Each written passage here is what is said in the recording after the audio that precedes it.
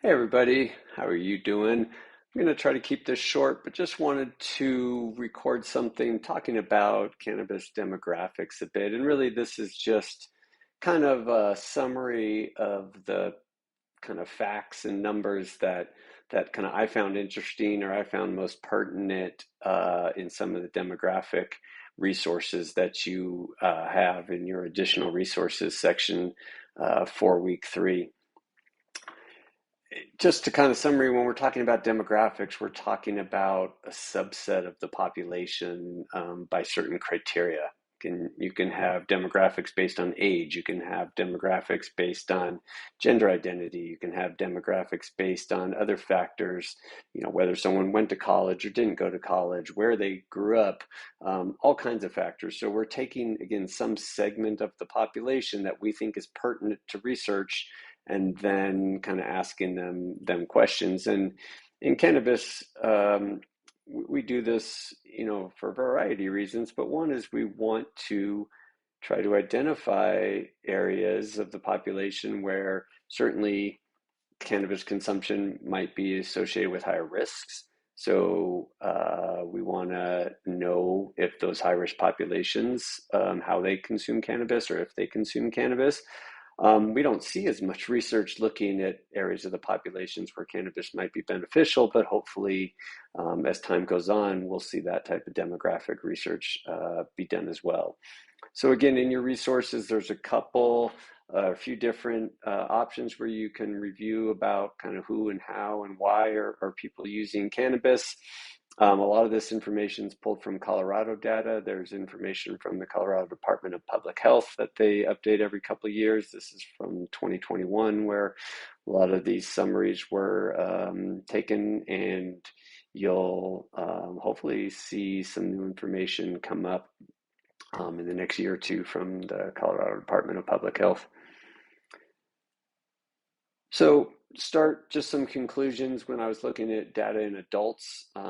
First, just to mention how we identify adults can vary sometimes study to study. Of course, adults, the legal age is 18, but sometimes people lump, young adults, 18, 19, 20, 21, kind of alongside adolescence because from a neurologic development standpoint, the brain's still developing, and really you don't reach full neurologic development till closer to age 23 to 25. So again, anytime you're looking at a study, you want to really see how they're identifying these demographics, because that might you interpret your data wrong. So for example, if a study looked at adolescents and included adolescents up to age 23, they could say, oh my God, adolescents are using tons of cannabis. And people might think that's 12, 13, 14-year-olds, when in reality it's 20 and 21 and 22-year-olds. So again, always pay attention to where the information is coming from.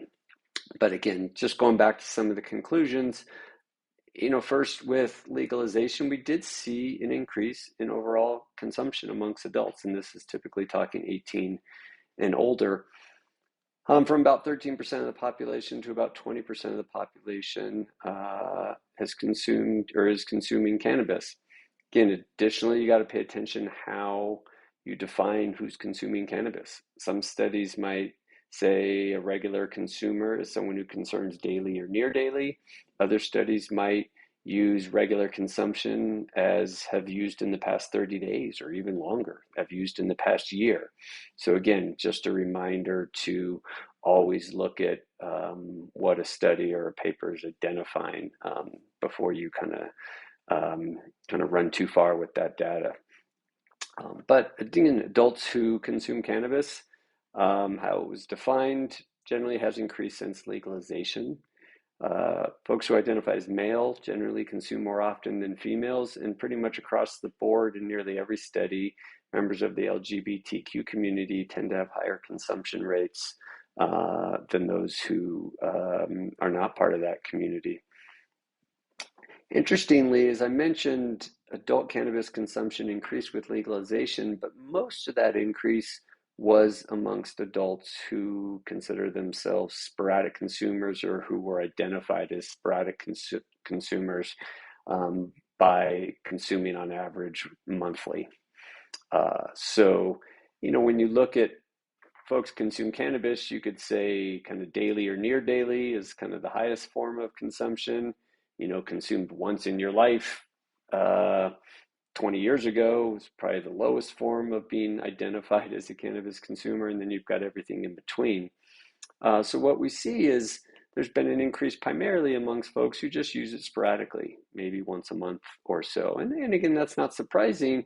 A lot of people don't necessarily like to do things that are illegal. So once cannabis became legal, now they'll partake periodically, maybe have an edible once in a while, or if they're out with friends, consume by inhalation. But again, it's not part of their regular world. Uh, and like I said, maybe only happens a handful of times throughout the year. What we see if we look at consumers who are daily consumers or near daily consumers, that use is pretty stable, hasn't really changed with legalization. And again, to me, that's not that surprising either. Even though cannabis has been illegal for so many years, generally folks who kind of thought cannabis was valuable to them or wanted to consume it on a regular basis for whatever reason, they were able to do so. It's never been that hard to find cannabis, even in the most restrictive states. So it's not really surprising to me that we haven't seen a big spike in daily or near daily use because those folks were already, kind of finding ways to do that.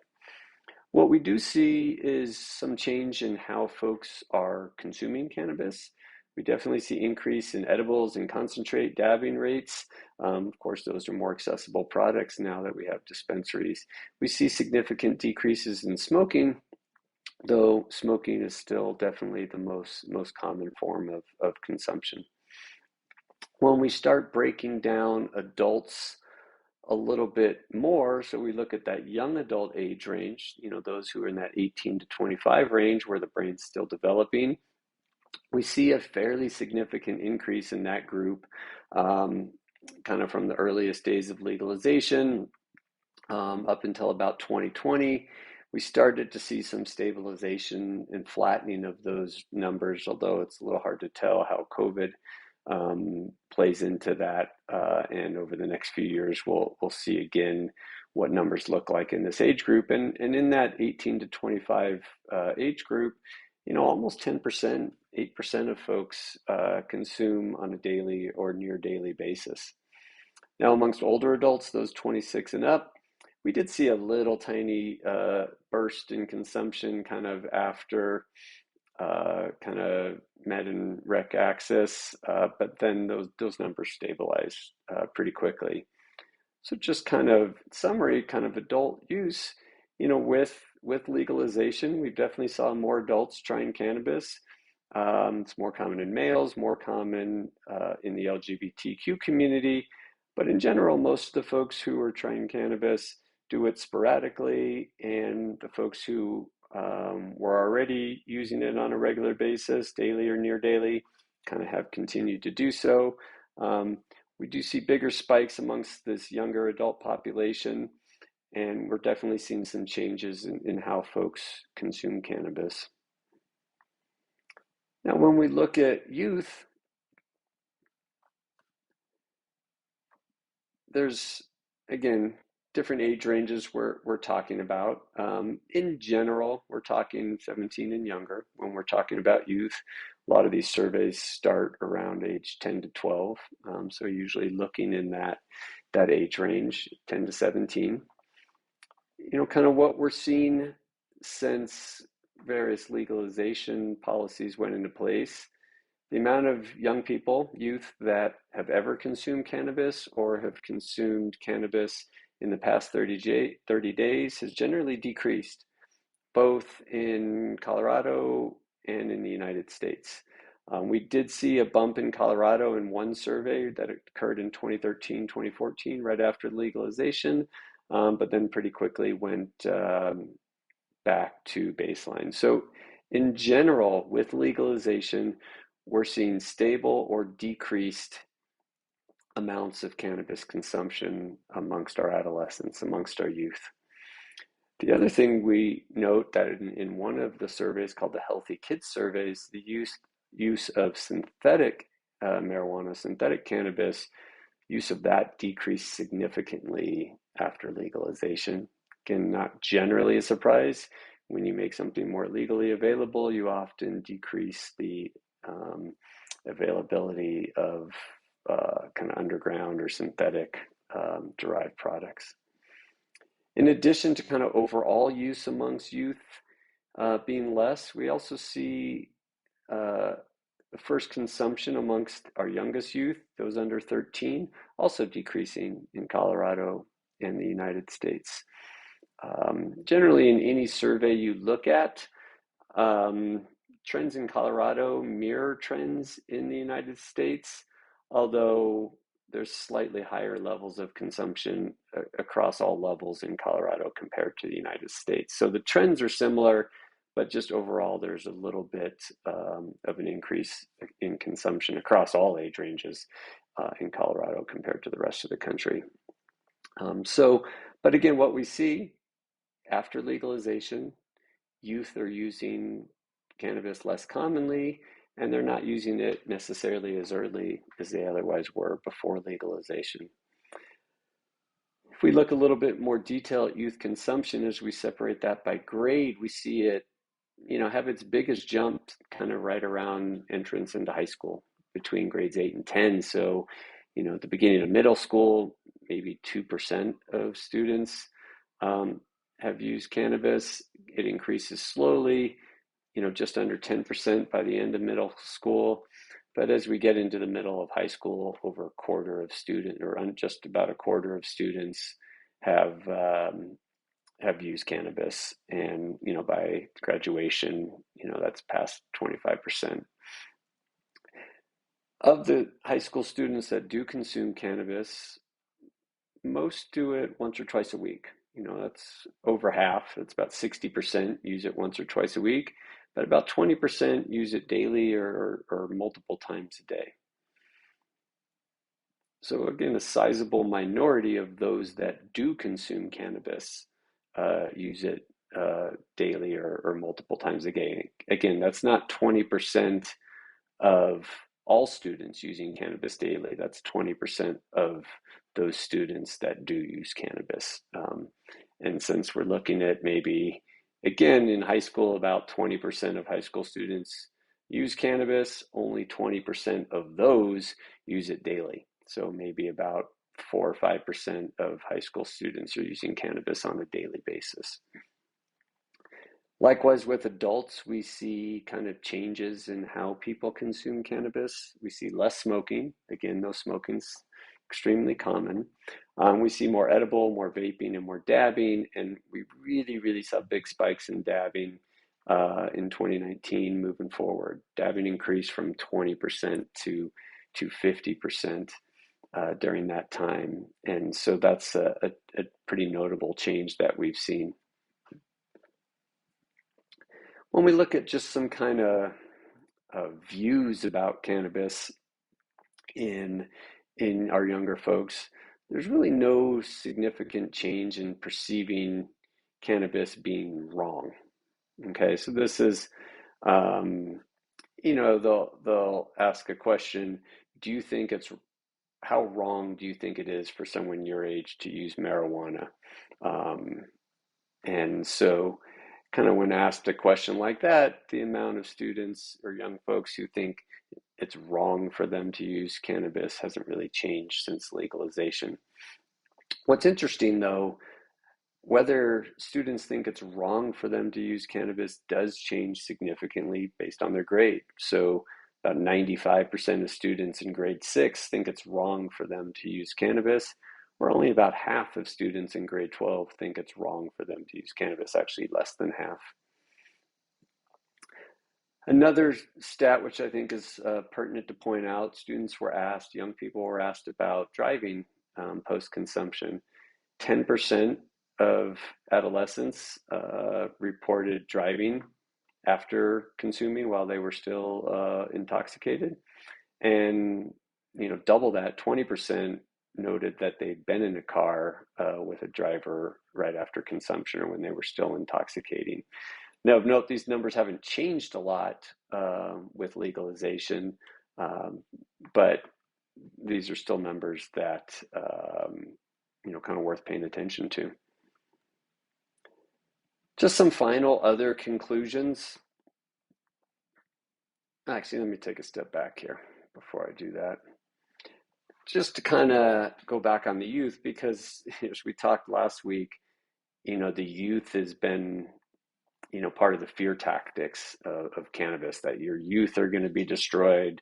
Even going back to the 30s and reefer madness, it started with the youth, and it was going to be your youth are just going to be losers and bums. And again, we're seeing kind of these days, a hodgepodge of things, but the youth are always often the biggest focus. And, certainly when folks look to legalize cannabis, opponents of that legalization, ballot measures kind of first go to the youth. Oh my God, kids are gonna, all become addicts. Everyone's gonna have access to cannabis with legalization, and of course now we have a couple decades of cannabis legalization, both for medical, but even now, we're coming up on a decade of recreational legalization, and we could pretty conclusively say that for our youngest adolescents, high school and middle school students, it's not really changing. They're not using it more, they're not using it earlier.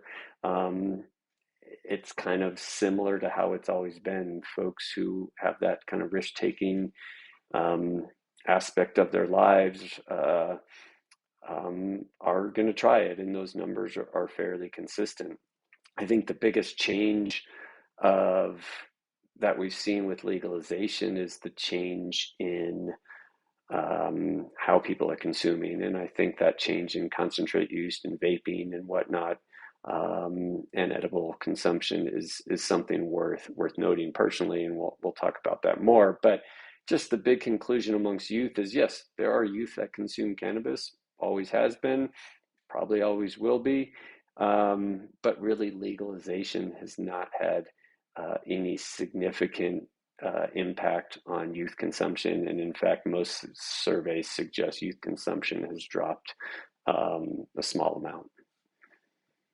Again, some final other statistics I want to highlight. There was one survey that looked at consumption in pregnancy over about a 15-year span, first looking in 2002 and 3, comparing that to 2016 and 2017, showed that consumption in pregnancy doubled from 3.5% to 7%. And daily or near daily consumption in pregnancy went from like 1 to 3.5%. So again, we'll talk about pregnant moms as a demographic, and what the intersection of cannabis and public health is in that segment. But those are some numbers we have from at least one survey. The other thing we note, that older adults, again commonly defined as 65 and over, are the fastest growing population of consumers. Again, fastest growing means that their rates of increase are growing the fastest. That doesn't mean they consume more cannabis than other groups, but their rates increase. So for example, 25 years ago, amongst adults 65 and over, it was maybe just, less than 1% of folks were regular cannabis consumers. Now we see those numbers maybe at 5, 6, 7%. We continue to get new data every year. So we've seen a significant increase, hundreds of percent increase. But again, there's still overall rates of consumption are relatively low. But when we look at data, sometimes we're looking at how fast something's changing. Sometimes we're looking at the overall numbers. So for example, adults, the numbers changed a little, went from 13% to 20%. That's about a 50% increase. Older adults, that number went from like 1% to 5%. That's a 500% increase, but still overall a small amount of the population. And I just wanted again to highlight data from a study out of Washington that looks at the growth of high THC concentration products. Again, from the onset of legalization there in 2014 to just a few years ago, we see those products increase from about 9% of sales to about 35% of sales. Again, don't have more recent information, though if I had to guess, that trend has probably continued. So again, these are just facts at this point. Trying to minimize any kind of conclusions or opinions about these facts in terms of whether they're good, bad, a worry or not. That's one of the things I want you to do in your discussion post for this week, and it's something we'll hopefully have chatted on in class and for the rest of the next couple weeks. But sometimes you got to start with just the actual data. What are we seeing in surveys? What are the trends that we're seeing? And then we use these as signals, look at the rest of our research to decide how important these signals are or whether we need to put our efforts elsewhere. So again, just a quick summary of some demographics, and I hope you guys are well. Bye-bye.